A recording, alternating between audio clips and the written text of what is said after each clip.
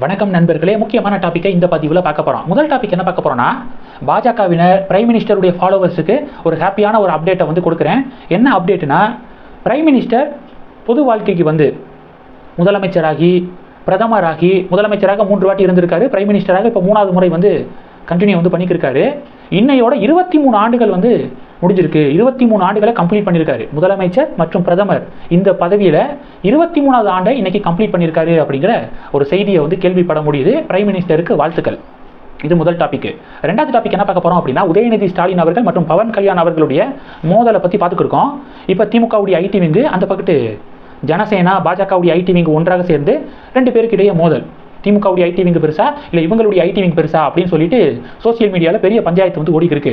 பிரகாஷ்ராஜ் இருக்கார் பார்த்தீங்களா, பிரகாஷ்ராஜ் பார்த்தீங்கன்னா 2019 பாராளுமன்ற தேர்தலில் படுதோல்வி அடைஞ்சவர். சென்ட்ரல் பெங்களூர் அப்படிங்கிற தொகுதியில் டெபாசிட்டை இழந்தவர் பிரகாஷ்ராஜ். இப்போ உட்காந்துக்கிட்டு பெரிய பாலிடிக்ஸில் புலி அப்படிங்கிற மாதிரி உட்காந்து பேசிக்கிட்டு இருக்காரு. பவன் கல்யாணுக்கு எதிராக கருத்துக்களை முன் வச்சுக்கிருக்காரு அப்படிங்கிறத பார்க்குறோம். உதயநிதி பவன் கல்யாண் இந்த ஃபைட்டில், இவங்களுடைய ஃபைட்டில் பிரகாஷ்ராஜுடைய சப்போர்ட்டு உதயநிதிக்கு இருக்குது அப்படிங்கிறத ஓரளவு புரிஞ்சுக்க முடியுது.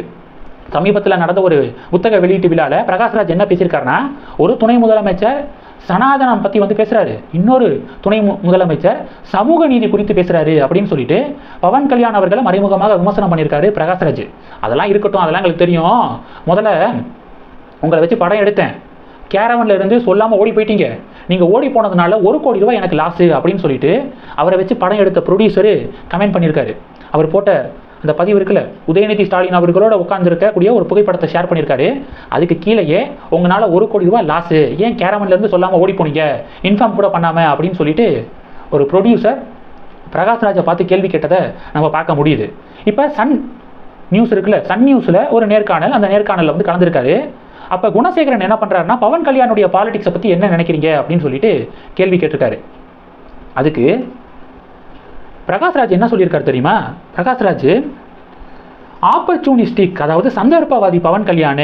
இப்போ ஒரு ஃபுட்பால் கேம் இருக்குது அப்படின்னா, ஒன்று இந்த டீமில் இருக்கணும், இல்லை அந்த டீமில் பிளேயராக இருக்கணும், இல்லை பார்வையாளராக உட்காந்து அந்த கேமை வந்து பார்க்கணும், இல்லை நடுவராக இருக்கணும். ஃபுட்பாலாக இருந்தால் எல்லாரும் எத்தி கொண்டு போவாங்களே, அது மாதிரி தான் பவன் கல்யாண்.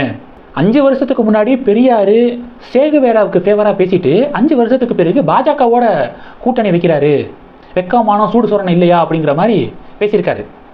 கீழே கமெண்ட் செக்ஷனில் நிறைய பேர் என்ன சொல்கிறாங்கன்னா, தமிழ்நாட்டுக்கு வந்தார் அப்படின்னா இப்படி ரொம்ப ஆவேசமாக பேசுவார், இதே அங்கே ஆந்திராவுக்கு போயிட்டாரு அப்படின்னா எதுக்கு நமக்கு வம்பு அப்படின்னு சொல்லிட்டு சைலண்ட் ஆயிடுவார் அப்படின்னு சொல்லிட்டு கீழே கமெண்ட் செக்ஷனில் நிறைய பேர் பதிவுகள் போடுறாங்க.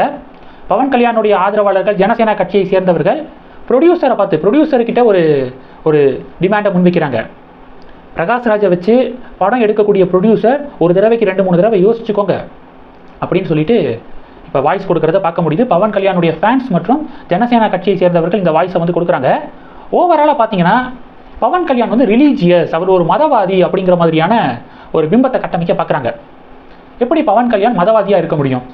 அவர் ஏதாவது ஒரு மதத்தை தாக்கி பேசி ஏன் மதம் தான் உயர்ந்தது அப்படின்னு சொல்கிறவங்க தான் மதவாதி. ஆனால் எந்த இடத்துலையும் பவன் கல்யாண் மற்ற மதங்களை வந்து தாக்கி பேசிட்டு தான் மதம் தான் உயர்ந்தது அப்படின்னு அவர் எந்த இடத்துலையும் சொல்லலை. மற்ற மதங்களுக்கு கொடுக்கக்கூடிய முக்கியத்துவத்தை, மற்ற மதத்தை யாராவது ஹர்ட் பண்ணி பேசுகிறீங்களா, அது மாதிரி என்னுடைய மதத்தையும் ஹர்ட் பண்ணி பேசாதீங்க.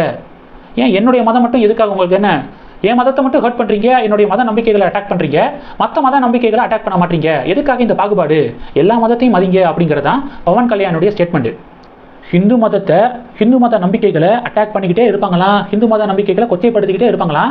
எதுக்காக கொச்சைப்படுத்துறீங்க அப்படின்னு யாரும் கேட்கக்கூடாதான். அப்படி கேட்டால் அவங்களுக்கு லேபிள் விட்டுருது, மதவாதி, ரிலீஜியஸ் அப்படின்னு சொல்லிட்டு அவங்களுக்கு லேபிள் விட்டுருது. வி திராவிடியன்ஸ் அப்படின்னு சொல்லிட்டு ஒரு பேஜ் இருக்குது சோசியல் மீடியாவில். அவங்க வந்து ஒரு ஃபோட்டோ போட்டிருக்காங்க. இந்த முனியாண்டி விலங்கியல் 3ஆம் ஆண்டு அப்படிங்கிற படத்தில் வடிவேல் வந்து ஃபுல்லாக காவி உடை வந்து உடுத்திருப்பார், ஒரு சாமியார் மாதிரி அவருக்கு ஒரு வேஷம் வந்து கொடுத்துருப்பாங்க. வி திராவிடியன்ஸ் என்ன போட்டிருக்காங்கன்னா, பவன் கல்யாணுடைய ஒரு கெட்டப்பு வந்து இங்கே தமிழ் சினிமாவில் வந்து பார்க்க முடிஞ்சிச்சு அப்படின்னு சொல்லிட்டு ஒரு பதிவு போட்டிருக்காங்க. மறைமுகமாக கிண்டல் பண்ணுறாங்களாம். பவன் கல்யாண் ஒரு காமெடியன், ஜோக்கர் அப்படிங்கிற மாதிரி கிண்டல் பண்ணுறாங்களாம். இப்படி கிண்டல் பண்ண தான் என்ன மாதிரியான நபர்கள் பவன் கல்யாண் பக்கம் நியாயம் இருக்குது, பவன் கல்யாண் சொல்கிறது கரெக்ட் தான், பவன் கல்யாணுக்கு ஃபேன் ஆகலாம் அப்படின்னு சொல்லிட்டு என்ன மாதிரி நிறைய பேர் வந்து டிசிஷன் வந்து எடுக்கிறாங்க. ஓகே, பவன் கல்யாணுடைய கருத்துக்கள் சரியானது தான், எல்லா மதத்தையும் எல்லா மதத்துக்கும் மரியாதை கொடுக்குற மாதிரி எங்களுடைய மதத்துக்கும் மரியாதை கொடுங்க, எங்களுடைய மதங்களை மத நம்பிக்கைகளை காயப்படுத்தி பேசாதீங்க அப்படின்னு சொல்லிட்டு பவன் கல்யாண் சொல்றாரு. அவர் சொல்றது 100 விழுக்காடு சரியானது அப்படிங்கிறது தான் என்னுடைய பார்வை. இந்த டாப்பிக்கை பத்தி உங்களுடைய பார்வைகளை மறக்காம கமெண்ட் பண்ணுங்க. இந்த வீடியோ பிடிச்சிருந்துச்சுன்னா லைக் பண்ணுங்க, ஷேர் பண்ணுங்க, மறக்காம நம்ம சேனலை சப்ஸ்கிரைப் பண்ணுங்க. மேலும் நம்ம சேனலுக்கு சப்போர்ட் பண்ணணும் அப்படின்னு ஆசைப்பட்டீங்கன்னா நான் பேசக்கூடிய வீடியோக்கு கீழே நன்றி அப்படிங்கிற ஆப்ஷன் இருக்கு. அதை கிளிக் பண்ணி உங்களால முடிந்த தொகையை சேனல் வளர்ச்சிக்காக கொடுத்து உதவி செய்யலாம். இல்ல ஜாயின் பட்டனை கிளிக் பண்ணி நம்ம சேனலுக்கு மெம்பரா வந்து ஆகலாம். நன்றி. ஜெய் ஹிந்த்.